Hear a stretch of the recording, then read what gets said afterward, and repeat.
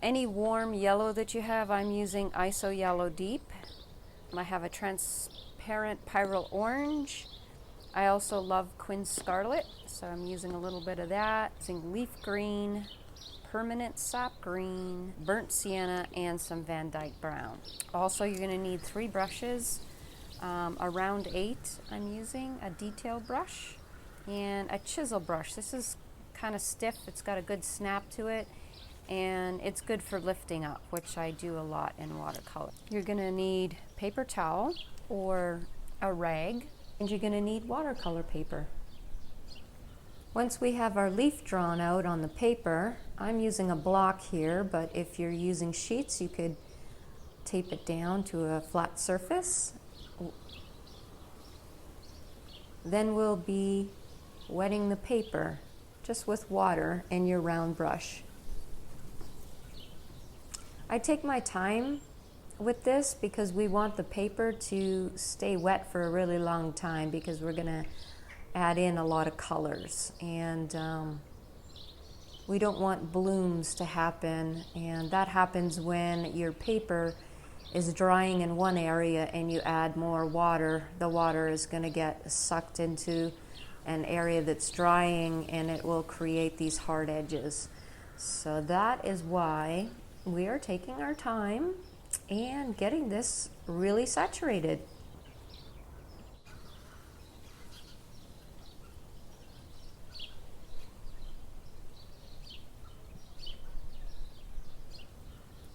I kind of use my brush to massage it into the paper.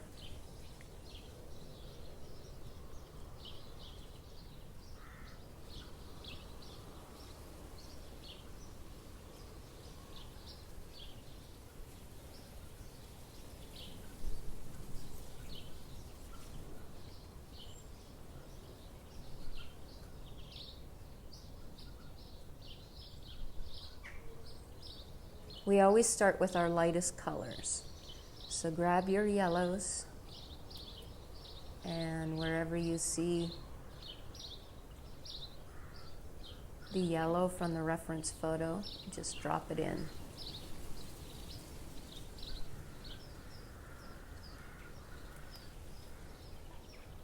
This maple leaf is real pretty because it's in the transition of changing into red, and so we have yellows and oranges and pinks and darker burgundies. It's a pretty reference photo. So notice how I'm just spreading the paint. That's all you guys do. Drop it in and take your brush and spread the paint around. It's kind of fun, and you can kind of watch it spread. It's cool how the edges are so soft and fuzzy, especially when you add the second color. That's when magic happens, guys. I'm telling ya, it's coming up. I'm gonna be picking up that red soon, I think. Orange, red. I'm taking my time here with the... Here comes the red.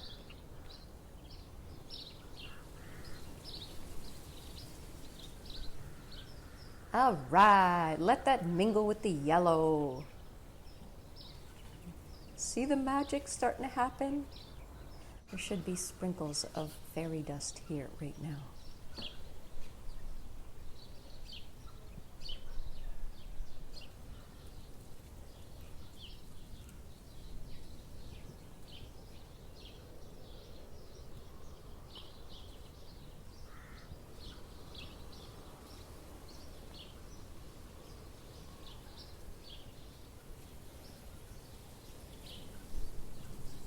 Can I get some fairy dust? Anybody? Anybody?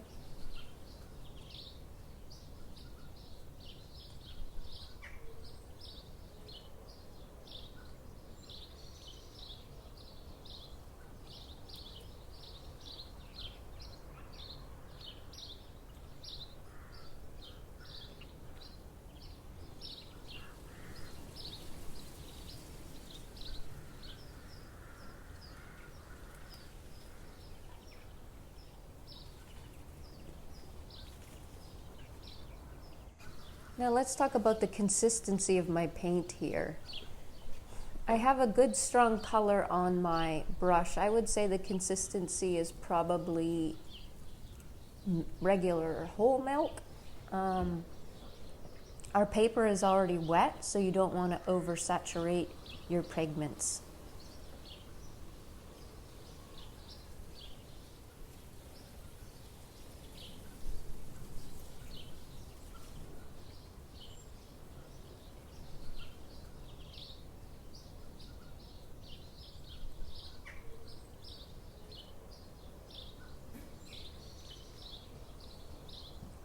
Along the veins of the leaf, it's a lot lighter. So that's kind of why I skipped around on those two main branches of the leaf there.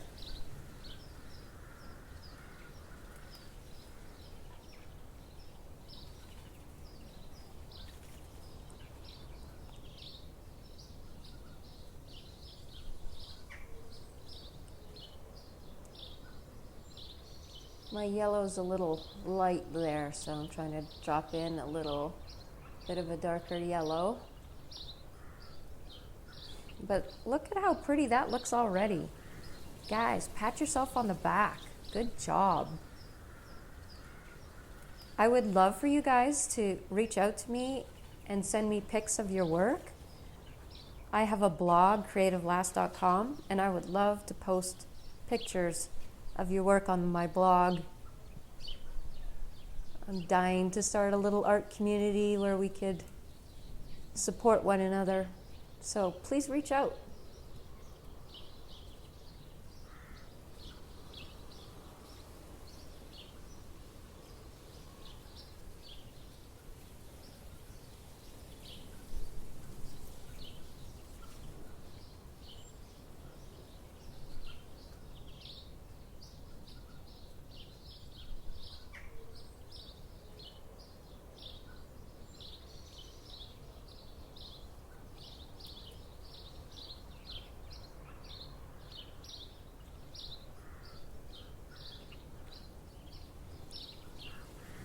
So basically I'm taking a dry brush, and while it's still wet, I'm pulling off some color.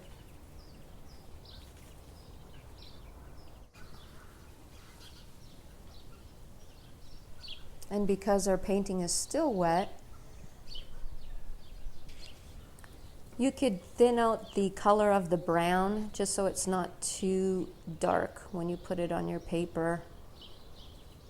Kind of test out the waters and make sure it's not too dark.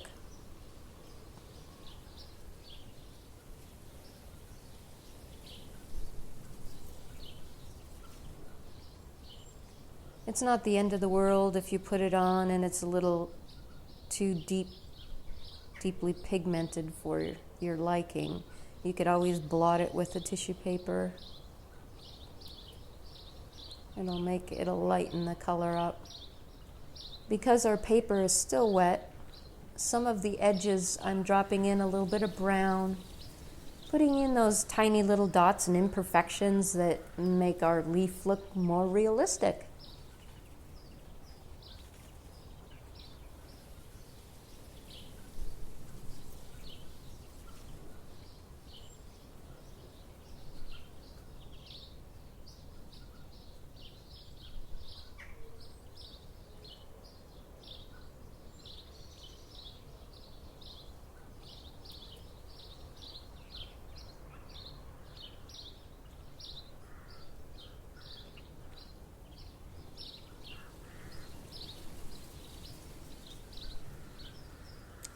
Like I did there, that was a little too dark of a brown.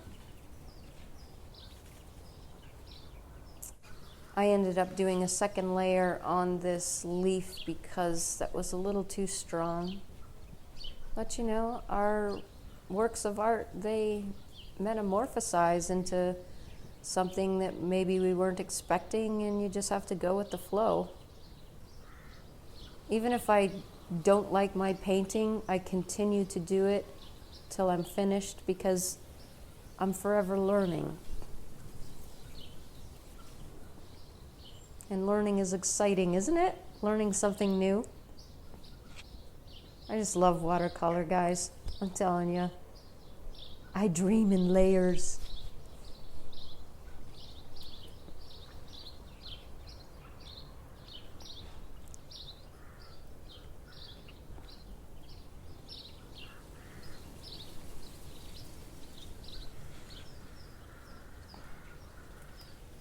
Have to have a steady hand for the stem.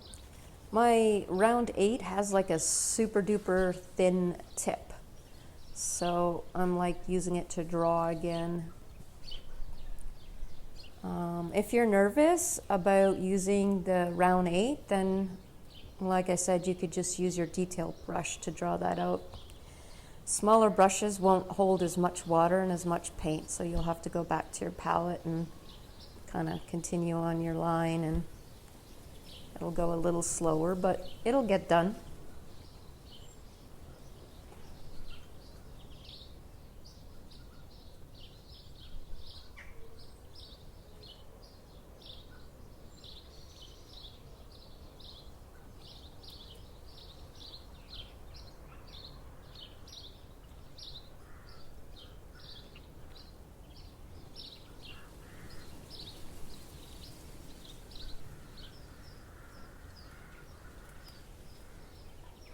Just lightening up that tip.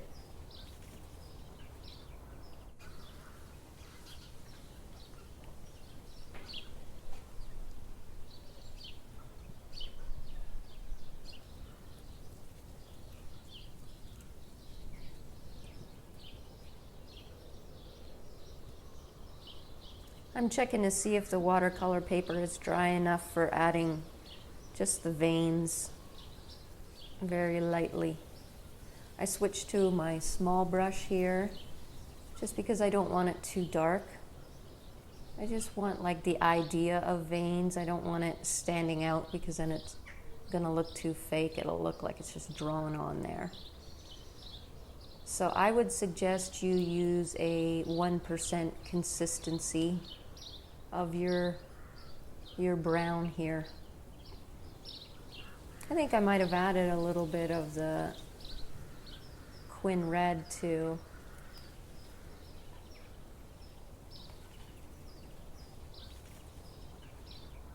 Wherever I see the colors change along the vine is I just adjust my colors in my palette.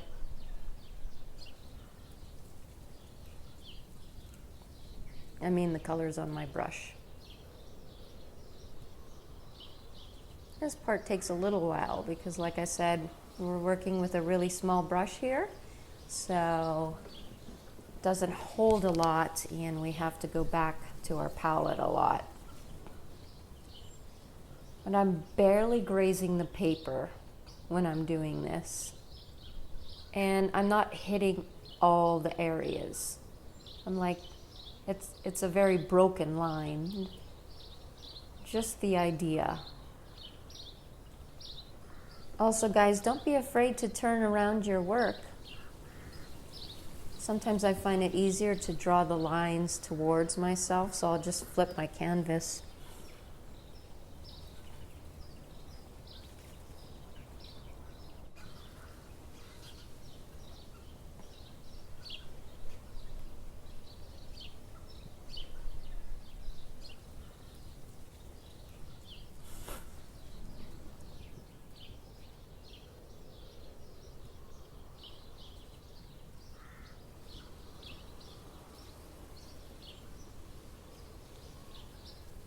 I got a little something else for you guys coming up, so don't go away quite yet.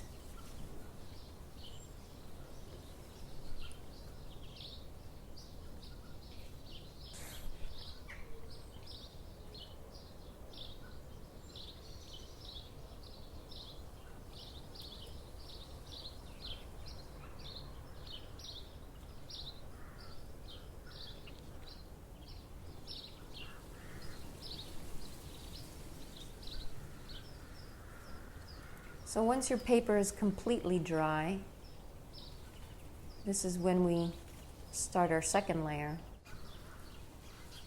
And I'm using the paint as thick as I can. It's like a cream consistency. Heavy cream consistency, I mean.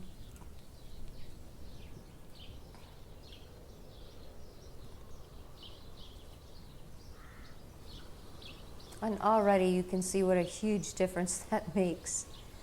So it's pretty on its own, but adding the second layer just brings so much more vibrancy to the leaf. And you can still see all your layers from the first paint that we put down.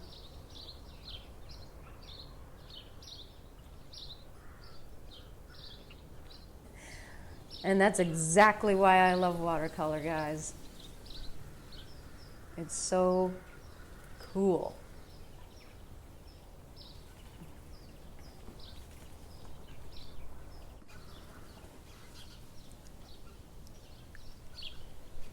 I'm using ISO Yellow Deep.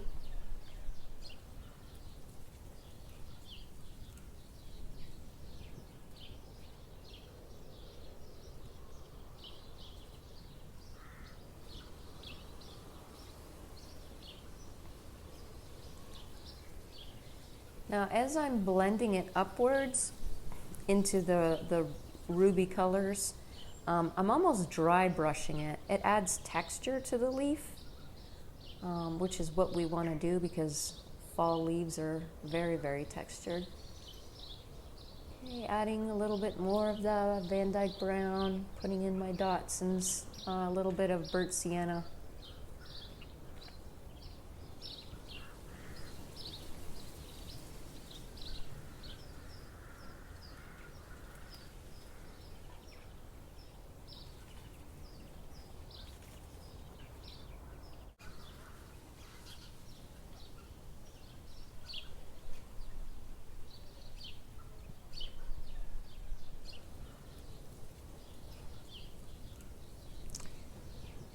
Really liking the way the yellow's looking, and it's deepened up those orange colors.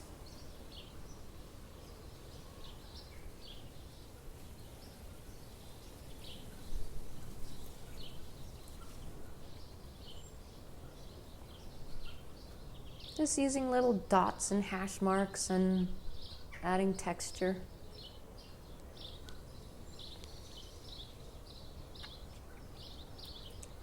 Now I'm putting in more red.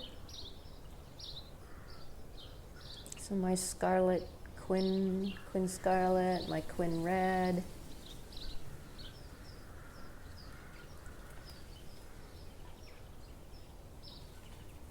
Defining the edges.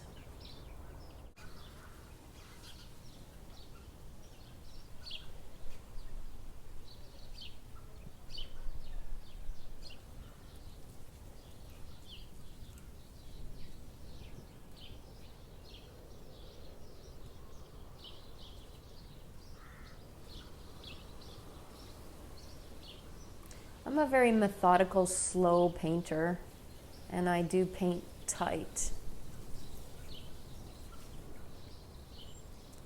I guess I love realism. I have a hard time. I do love the look, don't get me wrong, of loose watercolors. I think it even looks more magical. But my brain isn't wired that way, unfortunately. But I do like the realism type of watercolors too. I just love it, period. Just love painting in it. And it's something that would be fun for me to try working on, actually, is try to paint looser.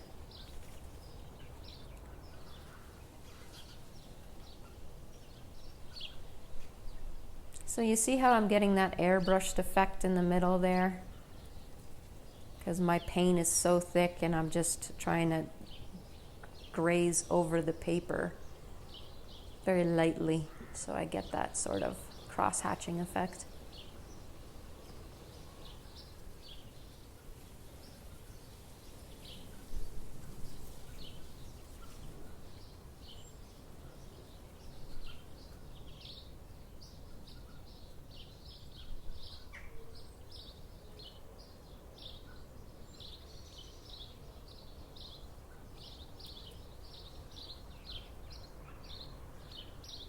That red is really popping out now. And so vibrant and shocking.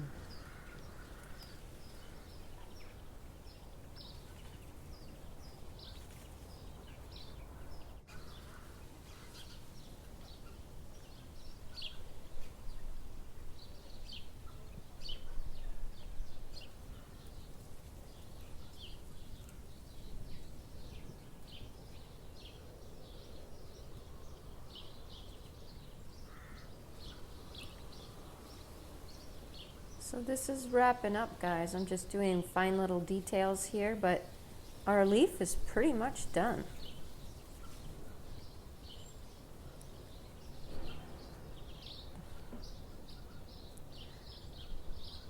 I'd love to hear from you guys. Tell me what you think of the tutorial.